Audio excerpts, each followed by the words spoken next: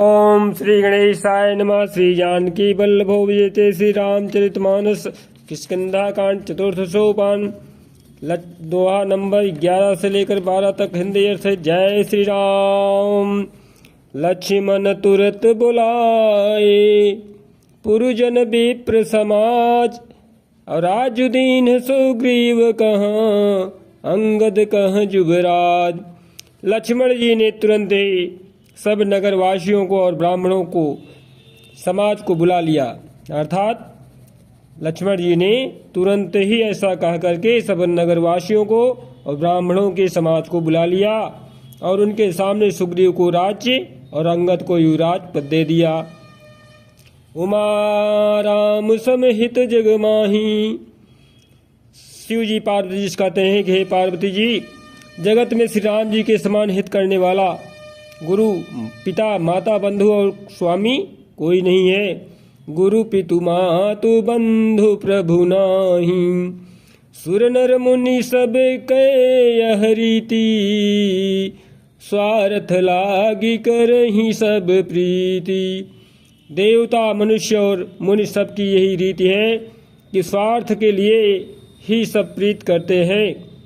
बालित्राश व्याकुल दिन राति, तन बहुव्रन चिंता जर छाती।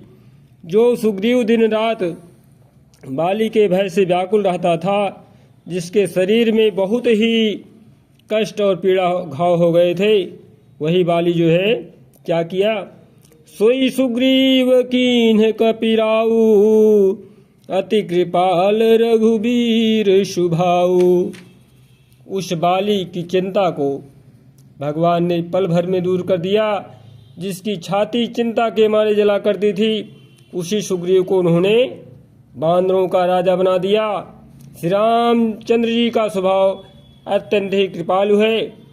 जानत हूँ अस प्रभु परिहरहि, काहे न विपति जाल नर परहि। जो लोग जानते हुए भी ऐसे प्रभु को त्याग देते हैं, वह क्यों न विपत्ति के जाल में फंसे। पुनि सुग्रीव ही लीन बुलाई, बहु प्रकार नृप नीति सिखाई। फिर श्री राम जी ने सुग्रीव को बुला लिया और बहुत प्रकार से उन्हें राजनीति की शिक्षा दी।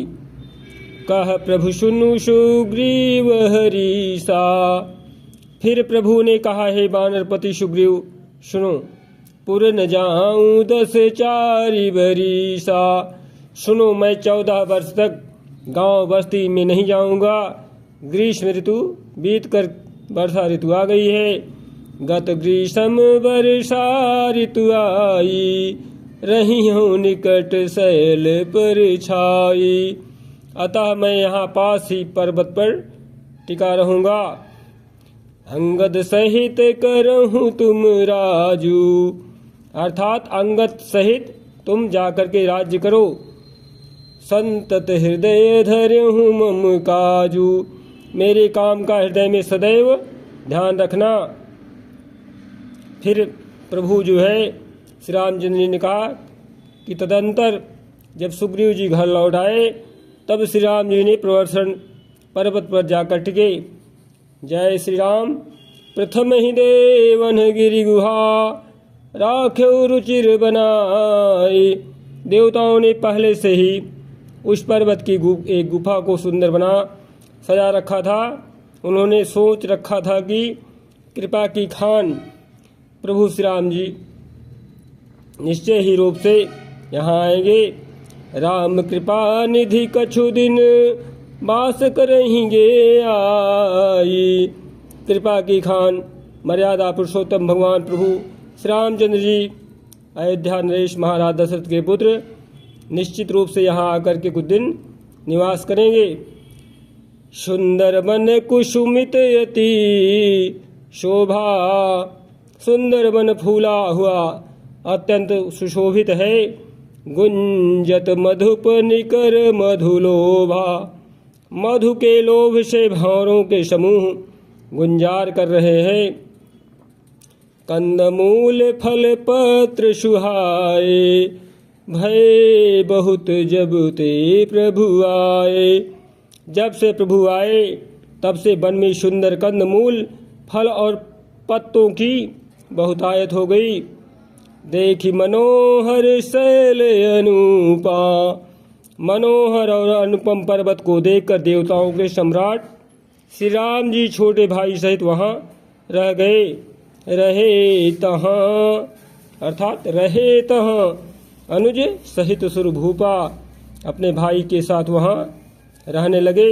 मधुकर खग मृग तनुधरि देवा, करहि सिद्धि मुनि प्रभु के सेवा। देवता, सिद्ध और मुनि भंवरों, पक्षियों और पशुओं के शरीर धारण करके प्रभु की सेवा करने लगे।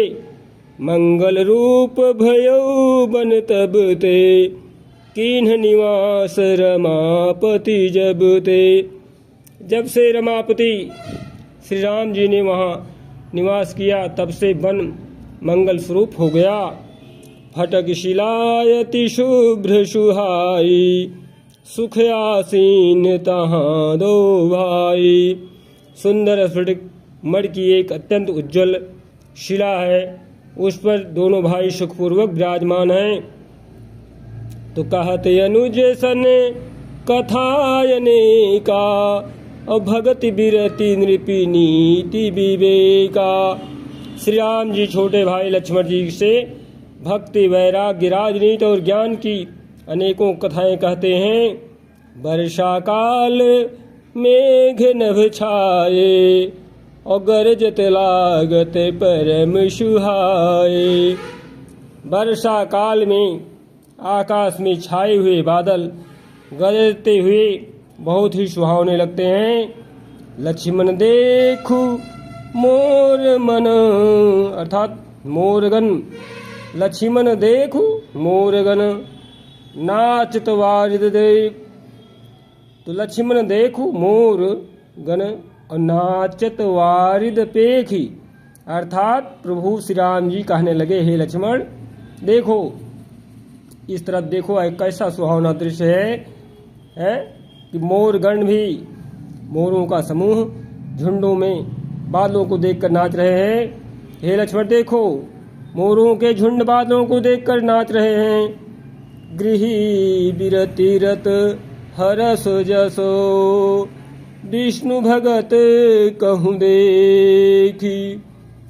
जैसे वैराग्य में अनुरक्त गृही, अर्थात गृहस्थी में रहने वाला मनुष्य अनुरक्त किसी विष्णु भक्त को देखकर हर्षित होते हैं। जय श्री राम।